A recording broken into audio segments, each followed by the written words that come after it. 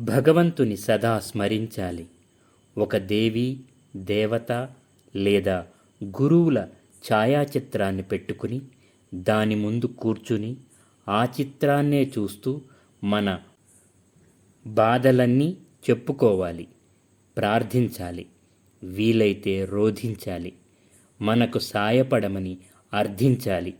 మన సమస్యలను పరిష్కరించుకునే శక్తియుక్తులను, ధైర్య సాహసాలను, ఆయన మీద భక్తిని, విశ్వాసాన్ని, మనకు సత్ప్రవర్తన, మంచి ఆలోచనలను ప్రసాదించమని వేడుకోవాలి.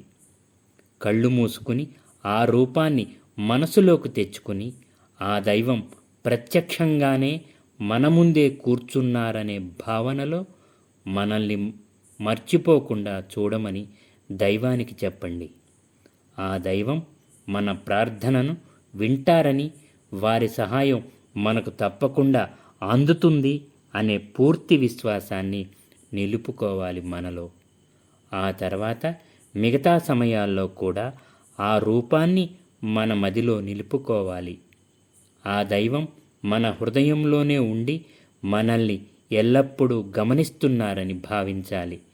కాబట్టి ఎప్పుడూ అబద్ధం ఆడకూడదు, ఎవరి గురించి చెడుగా చెప్పకూడదు, చెడ్డ పనులు చెయ్యకూడదు, ఏ మనిషికి ప్రాణికి అపకారం చెయ్యకూడదు, భక్తి గీతాలు ఆలపించాలి, భగవానుడి గొప్పతనాన్ని స్తుతించాలి. మనలో భక్తిని పెంచుకోవడానికి ఇవే మార్గాలు.